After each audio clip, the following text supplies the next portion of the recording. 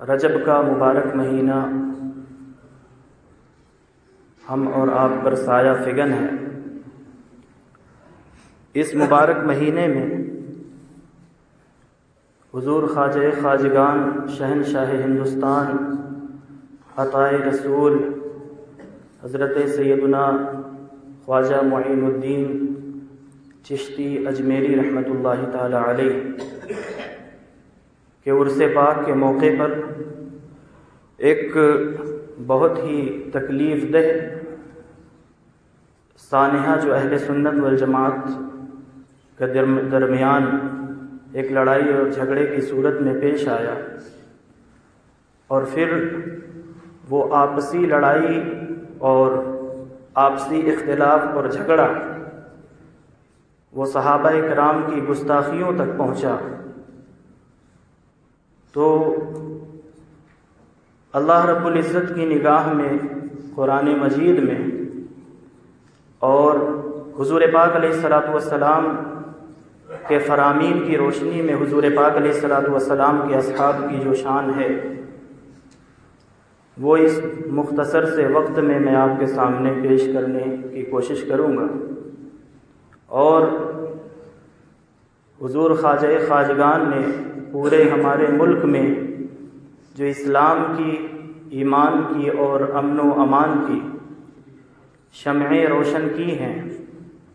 وہ آج بعض اپنے نااہلوں کی وجہ سے آندھیوں کی زد پر ہیں، تو ہم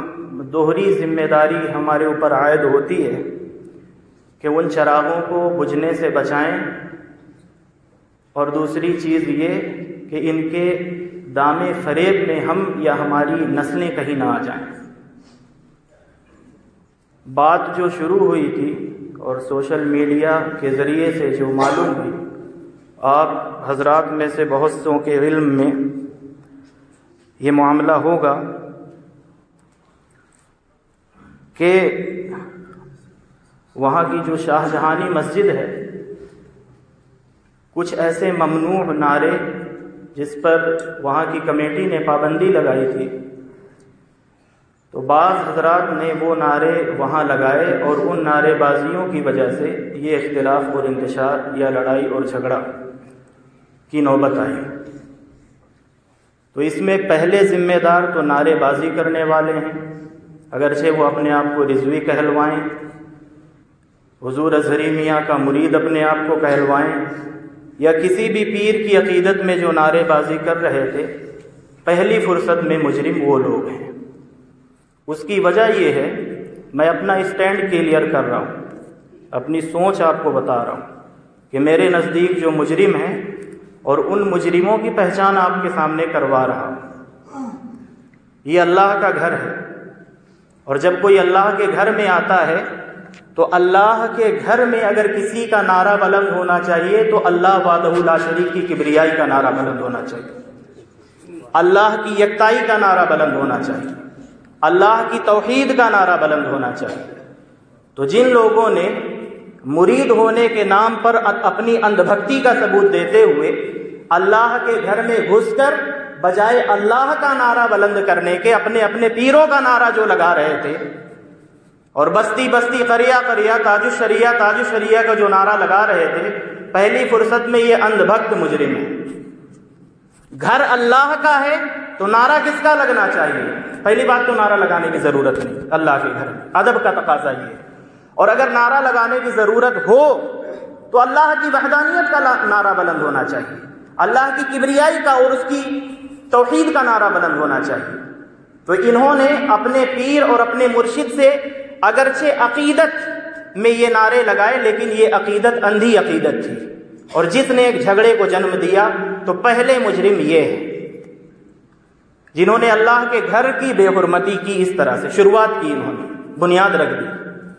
اور دوسرے بڑے مجرم پھر اجمیر کے وہ تمام خدام جو ان کے سر پہ چڑھ بیٹھے۔ اگر ہماری مسجد میں کوئی اس طرح کا کام کرے یا وہاں یہ کام ہو رہا تھا تو ہر جگہ پر پولیس ہے، پرشاسن موجود ہے، ہر چیز کا لیگل ایکشن لیا جا سکتا ہے، لیکن بجائے لیگل ایکشن کے وہ لیگل ایکشن میں بھی لینا جانتا ہوں کہ اگر وہاں پر یہ ہو رہا تھا تو میں بھی اتنی عقل رکھتا ہوں کہ ان سے کیسے نپٹا جانا چاہیے۔ اگر کچھ لوگ نعرے بازی کر رہے تھے یا آپ کی نظر میں اللہ کے گھر کی بے حرمتی کر رہے تھے یا آپ سے اختلاف رکھنے والے نعرے لگا رہے تھے تو آپ کیمروں کی مدد سے اپنے کنٹرول روم سے انہیں دیکھ کر ان کی نشاندہی کر کے انہیں پہچان کر کے وہاں کے پولیس پرشاسن کے حوالے کر دیتے۔ لیکن آپ نے بھی اپنے جاہل ہونے کا ثبوت دیا، بتا دیا کہ ہم اجمیر کے خادم ہیں، ہم جاہل ہیں، اور جاہل ہونے کا ثبوت یہ دیا کہ شروعات ان لوگوں نے کی جنہوں نے نعرے لگائے، اور پھر پہلی غلطی انہوں نے کی اور انہوں نے اللہ کے گھر کی بے حرمتی کی، اور دوسری غلطی ان لوگوں نے کی کہ جنہوں نے جا کر کے ان کے ساتھ مار پیٹ کی۔ اللہ کے گھر کی بے حرمتی دونوں نے برابر کر لی اور اپنے ہاتھوں کو گناہوں سے دونوں نے آلودہ کر لیا۔ یہ تھی ان دونوں کی اپنی جو کارروائی اور جو گناہ انہوں نے اس مقدس دنوں میں کمائے جہاں ان کو نیکیاں کمانی چاہیے تھی، زائرین کی خدمت کرنی چاہیے تھی اور حضور خواجہ خواجگان کا فیض لینا چاہیے تھا، تو ان دنوں میں بجائے ان سے فیض لینے کے انہوں نے اللہ کے گھر کی مل کر کے بے حرمتی کی، اور مل کر کے بے حرمتی کرنے کے بعد دونوں نے اللہ کی لعنت کو دعوت دی اور اپنے اپنے حصے میں اللہ کی لعنت لے گئے عقیدت کے نام پر۔ لیکن یہ سلسلہ یہاں پر رکا نہیں، اگر یہاں تک بات ہوتی تو ہمیں بولنے کی ضرورت نہیں تھی، لیکن بات آئی ہمارے عقیدے پر، عقیدہ اہل سنت پر۔ اور سرور چشتی نامی جو شخص ہے جو غالباً وہاں کا جنرل سیکریٹری ہے، اب وہ کوئی بھی ہو، لیکن اس کی عزت اس لیے نہیں کہ اس کی ویڈیوز اگر آپ نے دیکھی ہوں گی تو اس نے نام لے کر کے حضرت امیر معاویہ کو، حضرت ابو سفیان کو اور حضرت ان کی بیوی حضرت امیر معاویہ کی والدہ اور حضرت ابو سفیان کی بیوی حضرت ہند، یا جنہیں ہندا بھی کہا جاتا ہے، ان تینوں شخصیتوں کی، یعنی ایک صحابیہ ہیں اور دو صحابی ہیں، باپ بیٹے اور ماں، ان تینوں کی اس شخص نے ان کی بے حرمتی کی، ان کی توہین کی، اور ان کی توہین کی وجہ سے اب عقیدہ اہل سنت میں آپ کے سامنے قرآن مجید کی روشنی میں اور حضور پاک علیہ الصلوۃ والسلام کے فرامین کی حوالے سے آپ کے سامنے پیش کر رہا ہوں کہ کسی بھی خانقاہ سے تعلق رکھنا یا کہ سید ہی ہونا، اگرچہ غریب نواز کی اولاد ہی کیوں نہ ہو، لیکن اگر عقیدہ اہل سنت سے باہر چلا جائے یا اس عقیدے کے باہر چلا جائے جو خود غریب نواز کا عقیدہ تھا، تو پھر اس کی کوئی قدر اور اس کی کوئی حیثیت باقی نہیں بچی۔ آپ دیکھیں یہ سورہ توبہ ہے اور آیت نمبر 100 ہے، اور اس نے گستاخی بھی کس کی ہے؟ ایک تو صحابی ہیں، دوسرے یہ کہ حضرت امیر معاویہ کی جو بہن ہے وہ حضور پاک علیہ الصلوۃ والسلام کے نکاح میں ہے، یعنی حضرت ابو سفیان کی بیٹی حضرت سیدہ ام حبیبہ رضی اللہ تعالی عنہا، تو حضور کے رشتہ داری کا بھی خیال نہیں ہے۔ جو کہتے ہیں نا ہم اہل بیت سے محبت کرتے ہیں، تو محبت کا تقاضا تو پھر یہ ہے کہ رسول اللہ اگر صحابی سمجھ کر کے حیا نہیں آئی تھی، شرم نہیں آئی تھی، تو رسول اللہ کی بیوی کا بھائی سمجھ کر کے چھوڑ دیتے، حضور پاک علیہ الصلوۃ والسلام کا فادر ان لا سمجھ کر کے حضرت ابو سفیان کو چھوڑ دیتے، مدر ان لا سمجھ کر کے حضرت ہندا کو چھوڑ دیتے، لیکن نہیں، جب بدبختی سوار ہوتی ہے تو اس طرح کی چیزیں اپنی زبان سے اس طرح کی بندہ بکواس کرتا ہے، جبکہ قرآن مجید ان کے بارے میں، تمام صحابہ کرام کے بارے میں اعلان کرتا ہے۔ سورہ توبہ کی آیت نمبر 100 ہے، والسابقون الاولون من المہاجرین والانصار، کہ پہلے مہاجرین اور پہلے انصار جنہوں نے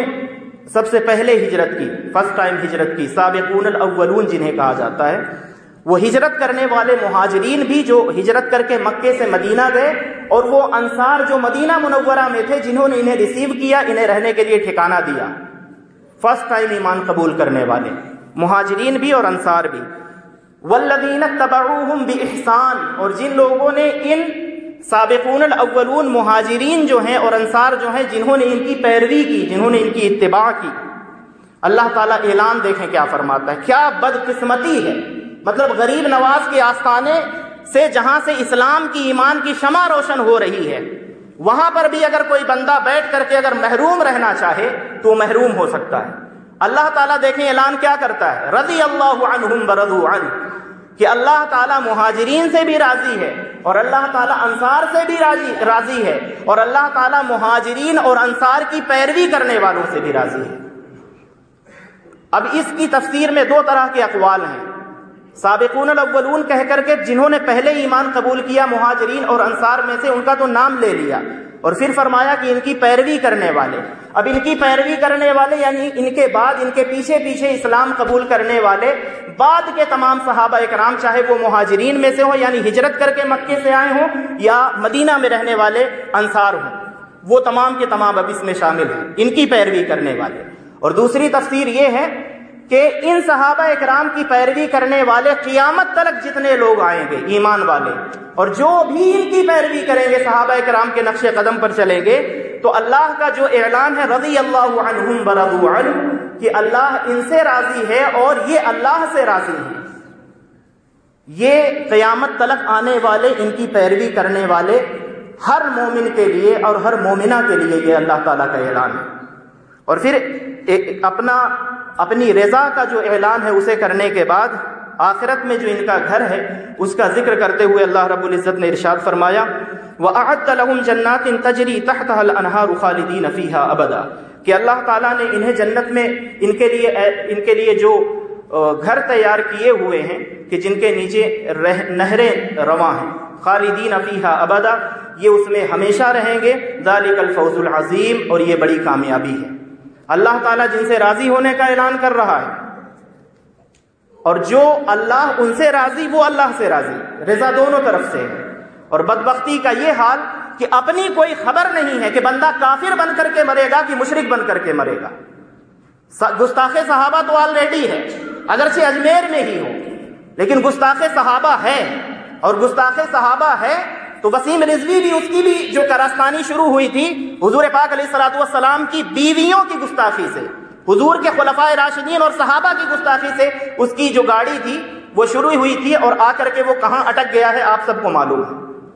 تو حضور پاک علیہ الصلوۃ والسلام کے صحابہ کی گستاخی جو ہے وہ اس طرح سے انسان کی ناؤ ڈبوتی ہے۔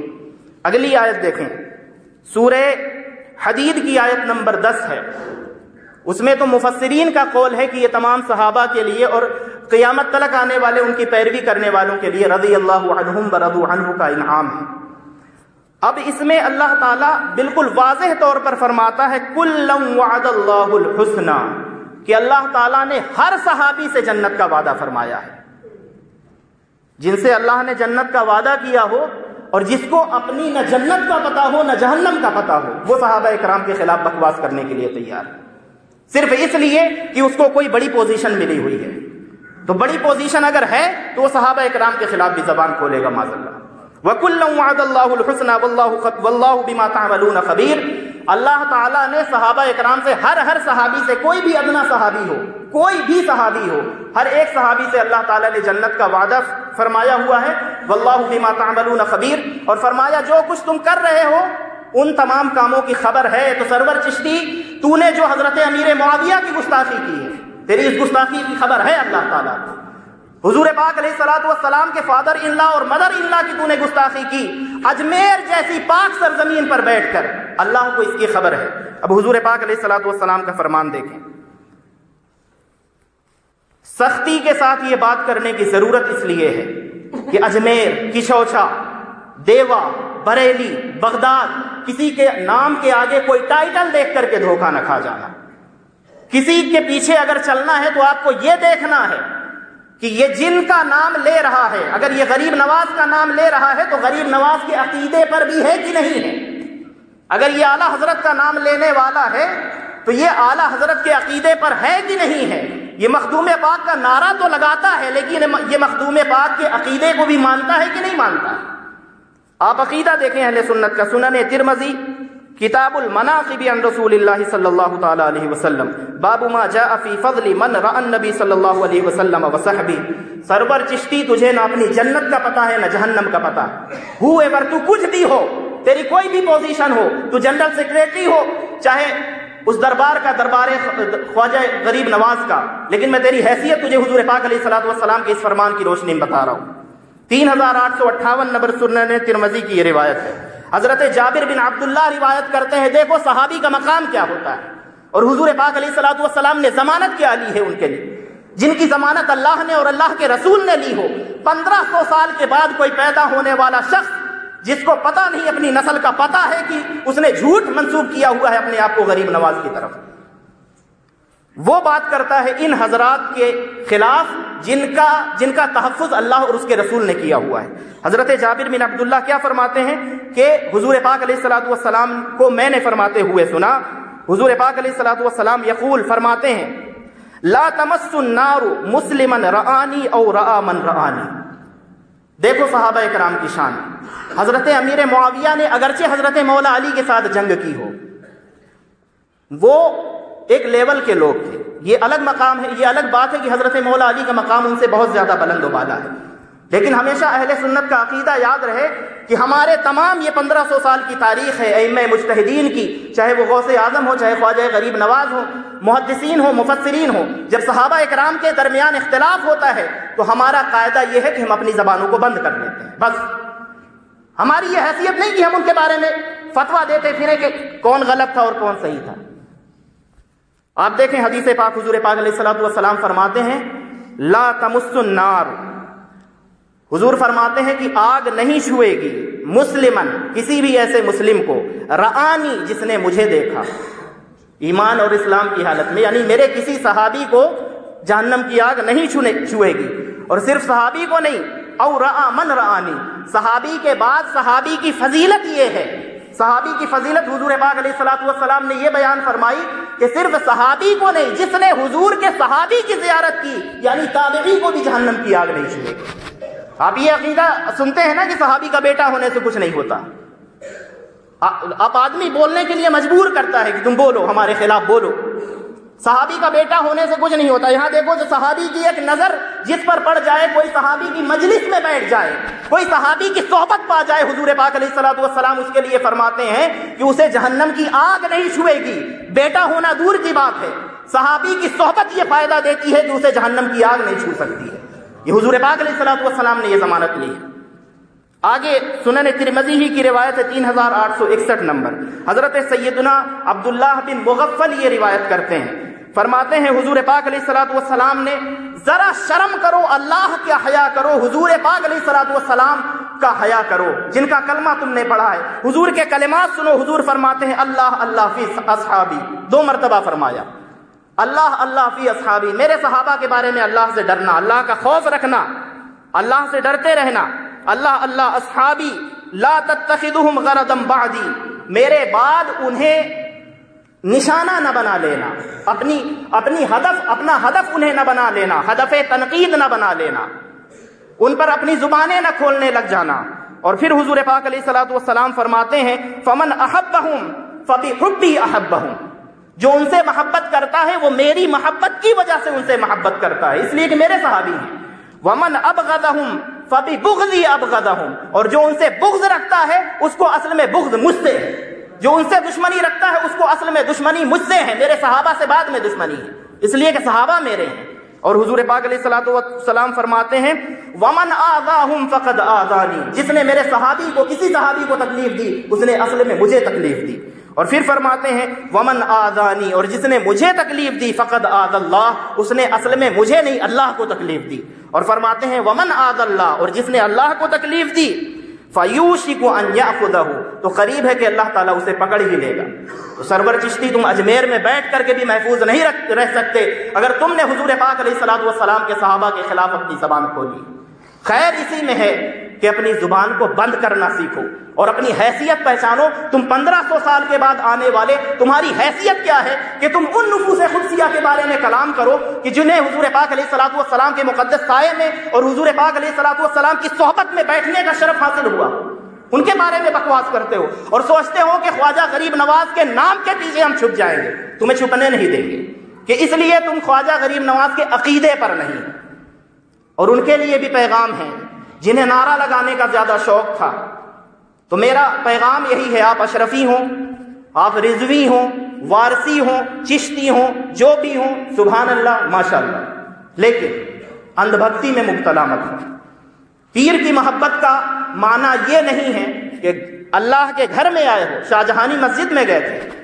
غریب نواز شہنشاہ ہندوستان ہے، اور شہنشاہ ہندوستان کی بارگاہ میں جا کر کے تم تاج الشریعہ کا بدبختو نعرہ لگا رہے تھے۔ تمہیں معلوم ہے کہ تاج الشریعہ کی حیثیت کیا ہے غریب نواز کے سامنے؟ کوئی اعلیٰ حضرت ہو، مفتی اعظم ہند ہو یا سرکار کلا ہو، کوئی بھی ہو، غریب نواز جائیں گے تو غریب نواز کی بارگاہ میں جائیں گے کس حیثیت سے جائیں گے؟ غلام کی حیثیت سے جائیں گے۔ تم وہاں نعرہ لگاتے ہو دیکھو دیکھو کون آیا، شیر آیا، شیر آیا۔ تمہارے پیروں کو بھی شرم نہیں آتی کہ وہ تمہاری زبانوں کو روکے اور تمہیں ادب سکھلائیں کہ جب حضور خواجہ خواجگان کی بارگاہ میں جاؤ تو اپنا منہ بند کر کے جاؤ، اور وہاں اگر اپنی زبان کھولنا ہے تو حضرت خواجہ خواجگان کی تعریف کرو، غلاموں کی تعریف نہیں کرو۔ اہل سنت والجماعت کو لڑایا ہوا ہے سلسلوں میں، تو دعوت اس چیز کی ہے کہ ہمیشہ سے اہل سنت والجماعت کا یہ عقیدہ رہا ہے۔ آخری بات اپنے امام اعظم ابو حنیفہ رحمۃ اللہ تعالی علیہ کی، ان کی جو کتاب ہے فقہ اکبر، جن کی ہم پیروی کرتے ہیں، وہ آپ فرماتے ہیں حضرت امام اعظم ابو حنیفہ رحمۃ اللہ تعالی علیہ فقہ اکبر میں فرماتے ہیں صحابہ اکرام کے متعلق، وَلَا نَذْكُرُ أَحَدًا مِّنْ أَصْحَابِ رَسُولِ اللَّهِ صلی اللہ تعالی علیہ وسلم إِلَّا بِخَيْرٍ، ہم حضور کے صحابہ میں سے کسی کا بھی ذکر صرف اور صرف کریں گے تو خیر کے ساتھ کریں گے، بھلائی کے ساتھ کریں گے۔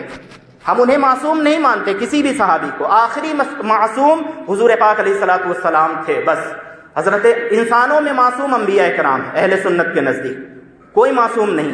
آخری معصوم حضور تشریف لے گئے۔ صحابہ اکرام سے غلطیاں یعنی کہ اجتہادی خطائیں ہو سکتی ہیں،